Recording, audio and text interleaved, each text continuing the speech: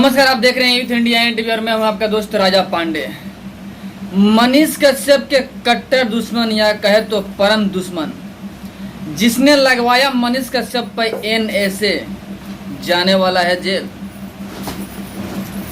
जिसने सनातन को जड़ से मिटाने की बात की, सनातन धर्म की खत्मा करने की बात की, हिंदू धर्म को मिटाने की बात की, यानी हिंदुओं को मिटाने की बात की, हिंदू धर्म को ठेस पहुंचाई, हिंदुओं के अस्तित्व से खिलवाड़ किया, पूरे भारत में तहलका मचा हुआ है। 262 एप्लीकेशन गए हैं सुप्रीम कोर्ट में, केस चारों तरफ हुआ है, एफआईआर पूरे भारत में हर एक राज्य से हुआ है। लगभग 262 एप्लीकेशन गए हैं सुप्रीम कोर्ट में इस केस की सुनवाई के लेकर के, जिसने सनातन का विरोध किया। सनातन का विरोध तो छोड़िए, सनातन को मिटाने की बात तक कर दी। सारी बात बताएंगे आपको हम, कब उसको जेल होगा वो भी बताएंगे। वीडियो में अंत तक बने रहिएगा। और अभी तक आपने हमारे चैनल को सब्सक्राइब नहीं किया है तो प्लीज़ लाल बटन दबा के चैनल को सब्सक्राइब कर लीजिएगा, लाइक कर दीजिएगा और बेल के आइकन को प्रेस जरूर कर दीजिएगा, ताकि जो भी बड़ा अपडेट और न्यूज़ सीधा आप तक पहुंच सके। आज जो भी हिंदू भाई बंधु है, प्लीज़ वीडियो को पूरा देखें, देखना जरूरी है। आपके काम की बात है, हिंदू की अस्तित्व की बात है, हिंदू खतरे में है, जानना जरूरी है। खतरा मरड़ा रहा है हिंदू के ऊपर, अगर हिंदू नहीं बोले तो प्लीज़ वीडियो में अंत तक बने रहिएगा। और जो पहले से ही हमारे चैनल को सब्सक्राइब कर रखे हैं उन्हें दिल से धन्यवाद। आपको बता दें हम कि मनीष कश्यप के कट्टर या कहे परम दुश्मन, जिसके वजह से मनीष कश्यप के ऊपर एनएसए लगा और महीनों से मनीष कश्यप जेल में पड़े हुए हैं। उसने एक मीटिंग रखा तमिलनाडु के अंदर में, सनातन उन्मूलन नाम से कार्यक्रम रखा। सनातन उन्मूलन कार्यक्रम, जिसका मतलब है कि सनातन धर्म को खत्म करने का एक तरीका, एक कार्यक्रम जिसके द्वारा सनातन धर्म को मिटाया जा सके, खत्म किया जा सके। और उसके अंदर में एमके स्टालिन, जो कि INDIA का एक सदस्य हैं, यानी महागठबंधन का सदस्य है। समझ लीजिए आप गौर से, आप वीडियो को पूरा देखिएगा। INDIA का मतलब क्या है? INDIA का मतलब है हिंदू का मिटाने वाला एक संस्था, जिसमें महागठबंधन के सभी लोग शामिल हैं। आपको पता है भारत के सभी विरोधी दल एक हुए हैं, 28 विरोधी दल एक हुए हैं। 28 के 28 हिंदू सनातन धर्म को खत्म करने की साजिश कर रहे हैं। महाराष्ट्र में एक मीटिंग हुआ जिसमें 28 राजनीतिक दल पहुंचे, बीजेपी के विरुद्ध, मोदी के विरुद्ध इतना ही लोग हो गए हैं कि सनातन धर्म को मिटाने की बात कर दी। इतना समझ लीजिए, इन लोगों की तैयारी है कि 2024 में सनातन धर्म को धरातल से खत्म कर दिया जाए। इन लोगों की सोच और मानसिकता है। अरविंद केजरीवाल जो कि पाए पाए करते रहते हैं, कपिल सिब्बल जो टाए टाए करते रहते हैं काक की तरह, इस वक्त क्यों नहीं बोले? पप्पू राहुल गांधी जी जो बड़ा फटाफट बोलते हैं, इस वक्त क्यों नहीं बोले? जब सनातन धर्म को मिटाने की बात की गई, क्यों चुप्पी साध कर बैठे हुए हैं? बोलना जरूरी था ना। लेकिन INDIA के सभी सदस्य, कोई बोलना नहीं चाहता है, सब चुप्पी साध कर बैठे हुए। आखिर क्यों? इन लोगों की मानसिकता क्या है कि 2024 में जीतेंगे और सनातन को नष्ट कर देंगे। मिट गए सनातन धर्म को मिटाने वाले।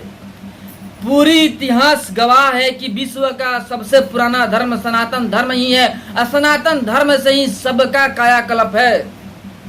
एक बात कंठी बांध लीजिए, किसी की माँ ऐसी औलाद जनी नहीं जो सनातन धर्म को खत्म कर दे, बर्बाद कर दे। इसकी औकात ही क्या है? INDIA के सदस्यों, सभी को हम कह रहे हैं, किसी की पिछवाड़े में औकात नहीं है जो हिंदुस्तान से सनातन धर्म को खत्म कर दे। खत्म हो जाएंगे खत्म करने वाले। खैर आपको बता दें, हम स्पष्ट हो गया बात कि INDIA के सभी सदस्य सनातन धर्म के विरोधी हैं। मुंबई में कार्यक्रम हुआ, उसके जस्ट बाद तमिलनाडु में सनातन उन्मूलन कार्यक्रम होता है, जिसका मतलब है हिंदू सनातन धर्म का सफाया, जिसमें MK स्टालिन के बेटा उदयनिधि स्टालिन जो कि मंत्रिमंडल में मंत्री भी है, MK स्टालिन खुद तमिलनाडु के मुख्यमंत्री हैं, उनके बेटा भाषण देते हैं कि सनातन धर्म डेंगू, मलेरिया और कोरोना से भी खतरनाक बीमारी है, इसे दबाने से नहीं होगा, इसे जड़ से खत्म कर देना चाहिए। इतना बड़ा विवादित बयान दे दिया। जहां पे 70% हिंदू जाति लोग रहते हैं हिंदुस्तान के अंदर में, 30% में और भी कास्ट हैं, लेकिन 70% हिंदू हैं, और वहीं पे हिंदुओं के बारे में ऐसा बात कहा जाता है। तमिलनाडु के CM MK स्टालिन जो कि ईसाई धर्म से ताल्लुक रखते हैं, हिंदू कभी भी किसी धर्म, सनातन धर्म वाले कभी भी किसी धर्म को मिटाने की बात नहीं करते हैं। इतिहास गवाह है, पन्ना पलट कर आप देख सकते हैं कि कभी भी हिंदू नहीं चाहता है कि किसी का धर्म का खात्मा हो। हालांकि कभी ऐसा विवादित बयान देता है, लेकिन ये लोग देते हैं। MK स्टालिन के बेटा उदयनिधि स्टालिन का औकात देखिए, अपना बयान भी दे दिया, इतना खतरनाक बयान कि हिंदू को, सनातन धर्म को जड़ से खत्म करना जरूरी है, एक बीमारी है, इसे दबाया नहीं जा सकता, इसे खत्म ही कर देना चाहिए हमेशा हमेशा के लिए। इतना भयानक खतरनाक विवादित बयान दे दिया है, जिससे पूरे भारत में अराजकता फैल सकता है, चारों तरफ दंगे फसाद हो सकते हैं। यानी भारत में दंगा फसाद करवाने की साजिश रचा उदयनिधि स्टालिन। इसमें AEO के टीम क्यों नहीं बोल रही है? यहाँ पे मानव अधिकार के टीम को बोलना चाहिए, केस होना चाहिए। ऐसे भी कहते हैं ना, देर है लेकिन अंधेर नहीं है। हिंदू को टारगेट कीजिएगा और हिंदू को खत्म करने का बात कीजिएगा तो आप खत्म हो जाइएगा, निश्चित है, सुनिश्चित है। 262 एप्लीकेशन गए हैं, लगभग सभी राज्यों से अलग अलग दफा में केस हुआ है। केस इतना खतरनाक हुआ है कि सभी केसों में 2-2 साल की सजा होना, तब भी कम से कम 10 साल की सजा तो सुनिश्चित है। लेकिन सबसे पहले इन्होंने पूरे भारत में दंगा फसाद करवाने की कोशिश की, मानसिकता को खराब करने की कोशिश की, धर्म को ठेस पहुंचाया, जाति विशेष को ठेस पहुंचाने की कोशिश की। इन सभी के अंदर में NSA आता है। गौर से सुनिए, NSA नेशनल सिक्योरिटी एक्ट, जो कि राज्यों में असहिष्णुता फैलाने की कोशिश करे, वैमनस्य फैलाने की कोशिश करे, देश के विरोधी षड्यंत्र रचे, उसके ऊपर NSA लगता है। तो आपको बता दें कि MK स्टालिन के बेटा उदयनिधि स्टालिन के ऊपर NSA लगना तय है। NSA लगाना जरूरी है। अगर NSA नहीं लगा तो लोग सड़कों पे उतर जाएंगे, भारत में स्थिति खराब हो जाएगा, गारंटी है। आप लोग कंठी बांध लीजिए।